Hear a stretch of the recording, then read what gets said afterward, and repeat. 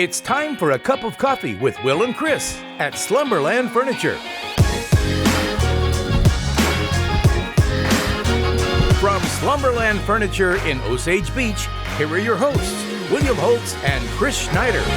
Wild Will and Uncle Chris back for another cup of coffee right here from Slumberland at the lake. Are you still stuffed? No, I could go for a whole nother Thanksgiving dinner, man. I love that Thanksgiving. Did you do pretty good this year? No. Yeah, me either. No, we're not gonna even pretend on this week's show. We're gonna recap the Thanksgiving holiday. We're gonna tell you about some local lake area headlines, including a tragic one took place over Thanksgiving. Plus, we break down football, both Mizzou and the Chiefs victorious. Good week for Missouri football. Plus, we're going to tell you what's going on Lake TV, that and a whole lot more after this from Slumberland at the Lake. Hey everybody, Daryl Cunningham with Slumberland Furniture at the Lake.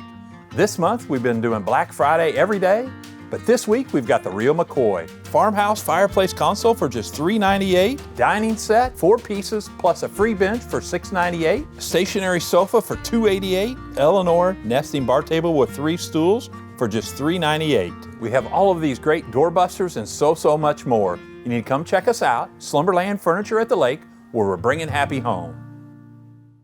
Yeah, that Black Friday sale extended. Still some great deals to be had right here at Slumberland at the lake all the way through the rest of November. Hard to believe that November's wrapping up. Thanksgiving, it's come and gone. We're winding down the college and the college and NFL season already. Thanksgiving in the books, man. Hard to believe we're headed into December. Yeah, this is my favorite time of the year. I love the holidays. I love Thanksgiving and everything about it. Love Christmas and everything about it, and we're kind of right in the middle of all of that. The weather's a little cold, right? But other than that, just love it. And I had a great Thanksgiving, went out of town. Did you stay in town or did you travel? Yeah, we had 2 families. We went to local, unique side of the family right here in Osage Beach, and then we were in St. Robert for my mom's side of the family. But it was great. You want to know what was the most exciting part about it all was we didn't have to host after hosting last year. That's a lot of work, isn't it? Yeah. Cooking and cleaning and putting up with everybody, and it's better just to go and do that. Unique is telling me that I'm turning into an old man. Yeah. Because, all the hustle and bustle at our house is starting to stress me out. I used to love it, but the kids and the animals, it's like it stresses me out a little bit. But so you traveled for Thanksgiving. You went to Wyoming, didn't you? No, we went to Omaha. Oh, okay. Wife's Omaha. family back there, and so we got 2 Thanksgiving dinners, and it was nice. It was great. Went over to to one of the, cousins or something like that. And they did Thanksgiving. It was wonderful, but they had a little dog, right? Oh, no. And this dog was running all over everywhere, all over everything. I mean, it's like a little goat, jumping up on the couches and the chair. You couldn't sit down or it would attack you, right? So I was like, what's going on? I would have paid to see you in this environment. Yeah. So, but it was great dinner, had a great time, and the dog finally settled down a little bit and, was quiet and stuff, but that was fun. And then on Saturday, there's somebody in our family who's getting married and somebody had a baby, so they had showers for them. So the girls went and did that, and the guys watched football, and then we all got together and had another feast, and that was good. It was great time, good fun. Of all the fixings, obviously there's turkey, there's ham, but of all the fixings, do you have a favorite that traditionally each year you save a little extra room for? Yeah, I love mashed potatoes and gravy, right? But it's not just the mashed potatoes and gravy. You got to add some stuffing in there with it, and then mix some turkey in, and then throw a little more gravy on. That's like a little bit of heaven right there. Yeah, mashed potatoes for me. Yeah, I don't need gravy, just lots of garlic salt. Man, yeah. Well, if there's enough garlic salt on there, I could handle it. But I love gravy, man. For anything, any food I eat, give me gravy. Yeah, I'm with you. Yeah. And one thing that I realized this Thanksgiving, I started to think about the Thanksgiving traditions we had, and historically, we had always been at my grandma and grandpa's in Springfield, and I'm like, well, that's still the case, right? And I look back, it was 4 years ago the last time we were there. Wow. 3 years ago we were at my mom's. 2 years ago at our house, and then this last year, we were at 2 other homes. And so I'm like, man, the last 4 years have flown by, and the holiday allows you to kind of see that. Each year the holiday season sneaks up on us. But I was like, man, these last 4 years especially have flown by. And I was able to think about, all the things we work so hard for.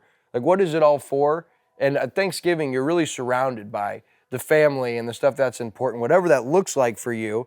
And so just to kind of put away the anxiety, put away the stress a little bit about what work wasn't getting done, to be like, hey, this is what it's all for. Yeah. Right, is this right here. So just take a breath and enjoy it. And yeah, as you get a little bit older, you do start to look at things just a little bit differently. You do, and seeing those years fly by like that, it's like, you've got the little daughter, and she's what, 3 now? Yeah. And those 3 years have flown by, right? I mean, like that. And pretty soon she's going to be a teenager, and you're going to go, wow, where did all this time go? Don't say that. This was our 4th Thanksgiving with her. It's going to be her 4th Christmas, and it's just flying by. So hard to believe. We hope you guys had a great holiday season. Now we're going to look at a couple local headlines this week. Now the trend of iconic lake bars hitting the market seems to be a growing one. Larry's on the Lake officially for sale. Did you see that? How about that? $2.9 million for Larry's on the Lake, one of the most recognizable waterfront places, of course. So it's 5.1 acres, 500 feet of waterfront, one-of-a-kind grandfathered floating tiki bar, that huge floating dock out there on the water, which has to be grandfathered in to do that now, apparently. The stage, dance floor, 48 boat slips, and the separate wave runner dock. And then, of course, it's got the big wave break out there. But it's right on the 4 corners. So I don't know that you could ask for a better spot on the lake to have a place like this. But it's really struggled the last few years. I'm not sure why. I don't know who owns it or who runs it or anything, but obviously they haven't done a very good job because it's really been dropping off. We drove by there several times this summer, and there were no boats in there, no people there, which is crazy for Larry's. But I think this is going to be a huge opportunity for somebody to get that and make it really happen. Yeah, just the waterfront. You're seeing lots now with ideal location. You talked about it being at the 4 corners, fetching $1 million plus just for the lot. And you're talking about having that floating barge, that dock I call it the DJ Kyle dock. Yeah. Okay, DJ Kyle plays there a lot. He does trivia there. We've been there every year for, the shootout poker run, and that's been a great place for the local community. And so we've been there a lot of times, and what's iconic is that Larry Wood sign. Yeah. Up above, it kind of rivals the Holly Weird sign out there. It's genius marketing, really. Yeah. Whoever thought that, to put that up there. And in their sales pitch, wherever this is on, it talks about, with all that 5.1 acres up above, I mean, if you want to develop that, correctly, you could probably make that a huge event place with one of the best views on the lake, a wedding place, all that stuff, if somebody wants to put it into that property, which the old owners obviously didn't, but the next owners might want to do it. And I will note, for those of you outside the lake area that watch us religiously each week that might be investors, one thing to note about this place is parking is atrocious. You definitely have to do something about that. You ever try to go down there when it is busy by land, No, I've never been there by land, I don't think. Well, you're smart. You got the boat. You do the lake life, the lake lifestyle, the normal way. But yeah, it's like a lot of those lake establishments that coming by land, there's not a lot of parking. But $2.9 million, I saw the price tag, and I don't think that sounds unreasonable. Of course, I haven't went in and inspected the building or know any details, but interesting, and you can find it all over the MLS and online. And with the parking, since you do have the 5.1 acres, I'm sure they could probably put in more parking, maybe up above with some stairs down to it or something like that. But I'm guessing they could add more parking to it. It's going to cost some money, but we'll see what happens. It'll be interesting to see. Like if the local big families that are the restaurant people, the Tuckers and the Bricks, if they're the people that swoop in and get this and make it really a big part of their portfolio, or if it's somebody from the outside, it'll be interesting to see what happens with that. I just keep thinking to myself, eventually George Tucker and his family are going to quit bailing the Lake of the Ozarks out, and then they buy another property or they develop another attraction. But yeah, I mean, you have some great restaurant families down here, and I'm noticing, and I don't know, you said that Larry's had struggled. I don't know if that's the case. I just know that a lot of these families at this point in time have put a lot of years in. Chris, they've worked hard, they've had long seasons, and when you're in restaurant business, you don't so much own the restaurant as the restaurant owns you in season. And so with the growing prices, with the shortage of workforce, I know as a family that is in the restaurant industry, it's a hard time. And so I could see some of these families just getting to the point where they want to retire, they want to allow somebody else to pick up the baton and carry on the tradition. And so I'm interested to see over these next 5 to 7 years with the landscape of the Lake of the Ozarks and where we're going with the developments, with the big businesses, with some of the big franchises coming in, what do some of these small mom and pop places look like in 5 to 7 years that have really been the cornerstones of Lake of the Ozarks? Yeah. So one thing I do hope that happens with this is that it stays like a family thing, that it would stay with a local family or a local company and not be a big box thing from somewhere outside to turn it into something else. Let's keep it local. Let's try to keep doing it that way. But hopefully, I'm thinking, whoever steps in here is going to have a diamond here. They're going to just make that just a beautiful thing. And, the other iconic lake bar and grill that's on the market right now, as far as I know, Bear Bottom Resort. Haven't had an update on that. I was going to ask about that. But no update that I know of. I believe it's still listed. I know it's a very popular. I know there have been a lot of showings and interested parties, but maybe some news in the near future on that. And I will reach out and see if we can't find something out, because that's what I thought of when I saw this headline was, and Bear Bottoms is on the market as well. So is Seven Springs Winery, I guess, yeah. still on the market. Yeah, so there's a bunch of really cool places out there. Well, it'll be interesting to see what happens with those. But this Larry's is going to be really interesting to see what happens. No doubt about it. And then last note on local developments and restaurants, that the Motorboaters Park that was That's new, right, yeah. we were excited about. That didn't really last very long. That didn't get a real great length as far as effort was considered. But there's for sale that land anyway, and I mean, that is such a beautiful piece of land, such a great location. No one's really been able to make that work, and that's real close to where you're at. Yeah. So we'll see if some of these big dollars don't come in and take advantage of some of these existing locations, because we've updated you continually on the Oasis at Lakeport development, still looking at a fall of 24 opening to start letting people in. And so, man, I'm telling you, that's what I'm saying. Over these next 5 to 7 years, our Lake of the Ozarks, good, bad, or indifferent, is going to look much different. I'm kind of surprised that, what's the big fishing place in Springfield? Bass Pro. I'm kind of surprised they haven't really bought into the Lake of the Ozarks and purchased a place like that just to sell Bass Pro stuff, if not have a restaurant and stuff. They've got a really nice restaurant at the place in Springfield. And they're stuff. smart. They don't want to go into business against eco-fishing. Okay. And so they know that is their market down here. Yeah. No, to be honest with you, from what I hear is Johnny Morris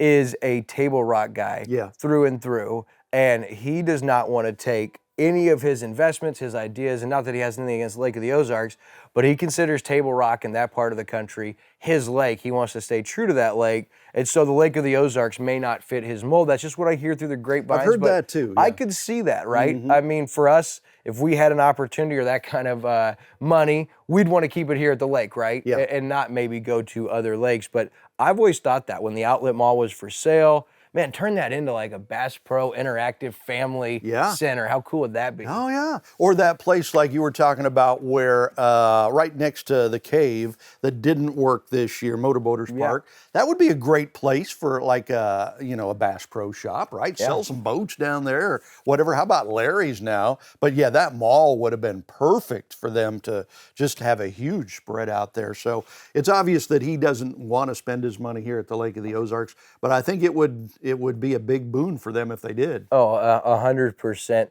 And another thing, with some of these listings and these developments, with 2024 being an election year and some of the disarray, not just at the global and the national level, but even here at the state level, when you're going to have the governor's seat is going to be up for election, there's a lot of changes that could happen. And so people could also be scared headed into 2024. Absolutely, and I don't blame them, man. I mean, if you remember back to 2020 and what a chaotic year that was, 2024 is probably going to be even more chaotic. And so, I would understand the reticence to jump in and do something too big. But then again, you can't stop living your life either. So it'll be interesting to see. Yeah. All right. So as we move ahead in local headlines now, some tougher headlines. You remember there was the a retirement community or assisted living community that had caught fire last week. The community had stepped up in a big way. Luckily, no one hurt. where there's been a fire destroyed over Thanksgiving, and kind of a weird situation where it was put out, and then once the fire department left, the blaze caught again overnight, and the house was a total loss. So what can you tell us? Well, it's kind of a strange thing. I guess I've heard of it happening before, but not really this close to home. So Thursday, November 23rd, I think that was Thanksgiving, right? Right around 8:30 in the evening, the Ozark Fire Protection District got a first alarm call, resident structure on fire, Spring Green Circle. And so they show up, they aggressively put out the fire. And the story says, you know, they went through, made sure that everything was put out and everything. And then the fire department left the scene at 10:48 that night. Okay, so at 3:26 the next morning, so just 5 hours later, on the 24th, another alarm, same residence sounded, and remnants of the fire believed to have been fanned by a big change in the wind, the way the wind was blowing, apparently fanned up the embers again, started the fire, and due to all of that, it was a total loss for the residents. So you have a fire, they come out, they put out the fire, everything looks like it's okay, and then 5 hours later, boom, it goes up again and burns to the ground, apparently. How sad is that? Incredibly heartbreaking, and I didn't see anybody was hurt or anybody was in the fire. I didn't really mention that from what I saw. Yeah, I didn't see that either. I did reach out via email to Lake Ozark Fire Protection District just to ask for some clarification, because I don't know if this is a common occurrence once you've been on site, you know, to leave, for it to be in a place that, you know, wind or something could cause it to re-engulf or reignite. I thought that was interesting, and just a sad story, because somebody's house, a total loss, especially seeing, like I said, they came out and thought they had it figured out. Yeah, and it says that, believed to have been fanned by drastic change in wind speed and direction caused the flames to reemerge, resulting in it to go down. And I've heard of that happening before, but man, you'd think they'd, you know, if they're there and they check it out. I mean, they were there from 8:30 to almost 11 o'clock and thought the fire was out, and they left and it wasn't out, and it comes back. So it's pretty sad. Wow. So we're in the weird trend here the last couple of weeks with some fires, and you know, I also noticed, especially on Thanksgiving, for whatever reason, we were traveling, like I said, saw a ton of brush fires, Really? ton of people burning on Thanksgiving, and so this is the time of year you got to be cautious, and we certainly, our prayers go out to the family and everyone impacted, and obviously want to tip our cap to all the responding agencies, all the fire protection districts, because, man, you know what people don't realize that may not live down here or may not have driven some of these roads, Chris? How complex and diverse trying to get to all these lake roads would be for these different fire departments. Not easy sometimes. So it lists the, who's that? Lake Ozark. Lake Ozark.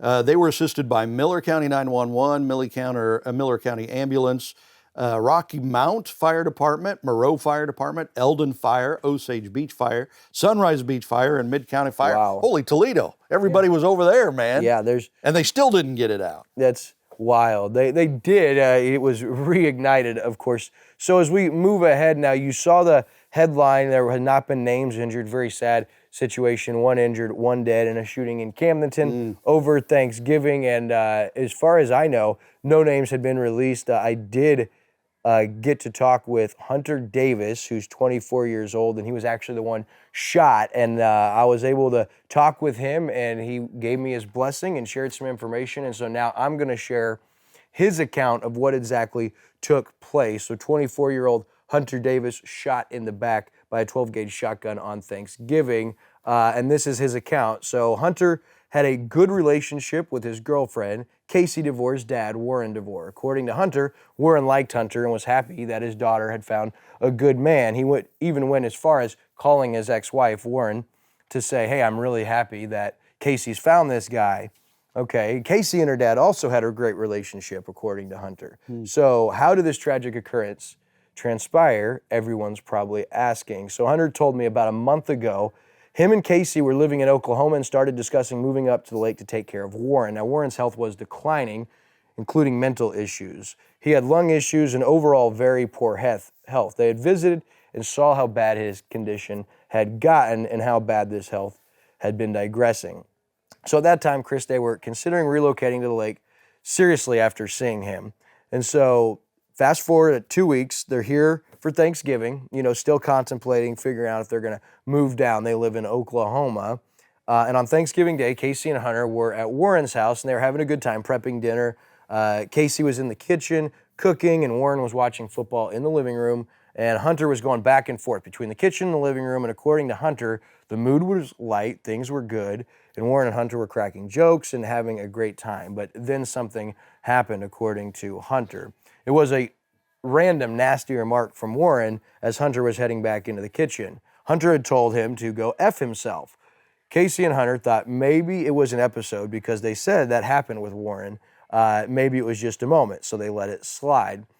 Fast forward 20 to 30 minutes, and Hunter was in the kitchen sitting next to Casey on a stool as Casey was prepping food, and Hunter hears a shotgun go off and then feels the pain in his back. Hunter realized he had just been shot point blank 9 foot away by a 12-gauge shotgun by his girlfriend's dad on Thanksgiving. At that time, he recalls hitting the floor, getting his phone out, and calling 911. And of course, Casey, she screamed and was in utter shock. Hunter says he was able to crawl on the floor and get out the back door, and he snuck out and got to a nearby neighbor's house while on the phone with a 911 operator. At this point, Hunter recalls hearing gunshot number 2, which he then told the 911 operator. Casey comes out of the house and is stating her dad had just committed suicide. Hunter's bleeding from the mouth and using the neighbor's house to press his back up against in an attempt to slow down the bleeding. With her boyfriend bleeding from his back and out of his mouth and witnessing what just happened with her father, one can understand that Casey was in absolute shock. Hunter, a former CNA at that point, he knew he must focus on his breathing and bleeding and sent Casey to get their dog from the yard. Luckily, the EMTs and first responders got on scene and got Hunter life-flighted to the University of Missouri in Columbia. How's he doing? One might ask. Well, he was shot with a bird shot. Okay. And there is pellet lodged just 1 inch from his pulmonary artery. The doctors told him that no surgery is actually going to be needed because the pellet could be left, and they hoped it would work itself out eventually. But if they tried to remove it, it'd be too big of a risk getting that close to his pulmonary artery. And he was discharged at 11 a.m. on Monday from the University of Missouri in Columbia. Currently, he's dealing with major pain in his right side and his torso, and he's going to be forced to walk with a cane. And additionally, he's having some issues with his equilibrium and his balance. And another major concern from the doctors were his lungs. Got shot in the back with a shotgun, even a bird shot, but his breathing is improved. And so their goal at this point in time, Hunter tells me, is to get back home to Oklahoma.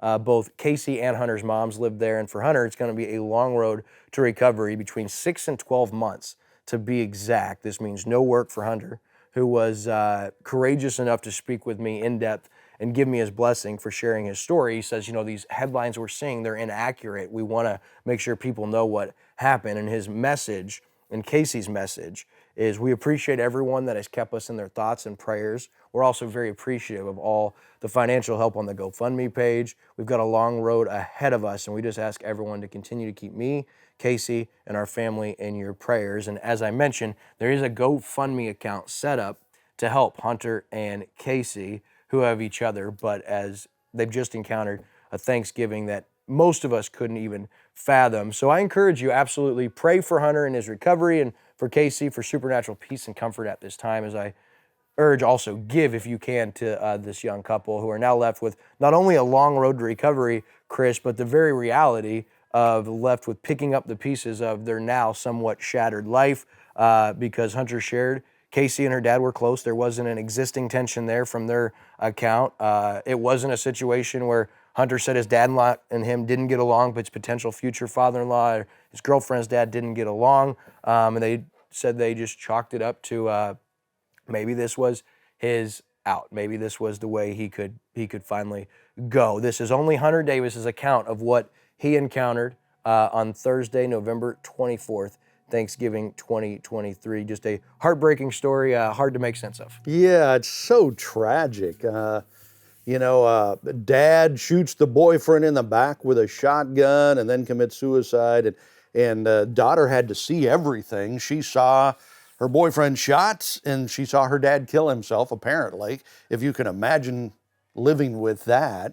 It's just, I mean, it is kind of unbelievable to think about something like that happening in front of you. And there is a lot of confusion. I saw a post, I think from the daughter, Casey, is that her name, online somewhere, of her in the hospital room with her boyfriend. And she said something like, my father's mental illness finally caught up with him, or something like that. So it looked like she was, attributing it to mental illness with her father. Strange, in the original story, it said the man's girlfriend told officers that she and her boyfriend were in the kitchen when an argument ensued. That almost makes it sound like it was a domestic argument, but according, to the daughter and the son, that wasn't the way it happened. So it's just kind of crazy, but it's also incredibly tragic having to deal with that. Yeah, there's no doubt about it. And, think about, you hear about this stuff and see this stuff. And I didn't know how to exactly reach out and ask questions, but I didn't want to share a story and be insensitive without correct information. And I wanted to give them, so I appreciate Hunter for talking with me, giving me that information. And, we encourage you guys, pray for them, lift them up. And if you can, donate. I mean, if going through that's not enough, during Thanksgiving, then to be without work and back to Oklahoma for a year. Really tough circumstances, and they could probably use a break. Just to have to go back to Oklahoma's punishment enough. Yeah, especially if you're a Sooners fan. My buddy Tyler, he's a big OU fan, and OU's now coming to the SEC, so they're going to play at Faurot Field next year, which brings me right to big win for Mizzou. They blew out Arkansas 10-2, 6-2 in the SEC. Yeah, how about Cody Schrader? What a year it has been for Mizzou. Man, so they just kill Arkansas. They took care of business. Schrader is amazing, unbelievable. So is the quarterback. I mean, you got to give it to Coach, man. I mean, Coach Drink has Coach of the year. Whole program turned around. Coach of the year, absolutely, I think, in the SEC. I mean, they were in that Georgia game. And if they'd won that game, they'd be playing for a national championship. So great, just what a great year. So it'll be interesting to see where they're going bowling. Probably the Cotton Bowl, from what I hear. Yeah, I'm going to say that's the most likely against Texas. Selection Sunday is December 3rd, and Texas in the Cotton Bowl. But listen, I'm going to say let's give me a rematch of the 1970 Peach Bowl with Mizzou and Penn State. That's also a very big possibility. We'll find out on the 3rd. I got tickets for either one. Really? I put cool. a feeler in so we can. That's great, man. We can sell them, and make some money on the tickets. But those are the two likelihood right there. Those two bowl, and there's also a chance they could play in the Orange Bowl. Not a real high likelihood, but if they decide to leave an ACC team out of the Orange Bowl, Missouri could very well get an Orange Bowl berth. But man, how exciting to be sitting here a couple weeks or about a week away from Selection Sunday, and Missouri's going to be playing in a New Year's Six Bowl. Yeah, absolutely. You know what? And it'll be Georgia and Alabama playing in the SEC championship game. If it was Mizzou and Alabama, I would give Alabama a shot to win that. I would give Mizzou a shot to win that game, to beat Alabama and to go to the college football playoffs. And how about Mizzou against Georgia in a neutral field after what they did down there in Athens? That's right. The last 2 years. What a year for the Tigers. Can't wait. And I'm going to go ahead and say it right now. Best trio in Division I football at the quarterback, running back, wide receiver position. Brady Cook, the man. Yeah. Cody Schrader and Luther Burden, the best trio in college football. Absolutely. And it's not even close. They proved it this year. They're not a fluke. They're not winning these games by accident. They're that good this year. And for the Chiefs, they were down 14-0 early, came on big late. They win. AFC getting a little bunched up. Be interesting to see what they do Sunday at the Packers in the primetime game. And for Pick'em, man, it's not good. Sierra and the Kitchens just continue to clean up. You, me, and Andrew. I'm going to put myself in your guys' grouping because you're falling out. Yeah, you're only 30 or 40 points back. That's all. So. All right, hey, tune in to Lake TV this week. We got Pastor Jeff Higbee on the Community Spotlight talking about Christmas. Plus, hard to believe, Monday, basketball coaches show. Yeah. So we have got 19 coaches from 10 different schools coming in for the high school basketball coaches show. That will start Tuesday, December 6th, I believe, or December 5th. Yes, you're right. It's a Tuesday. I said Monday. Well, that's going to do it. Thanks for tuning in for this week's Cup of Coffee. Until next week, my friends.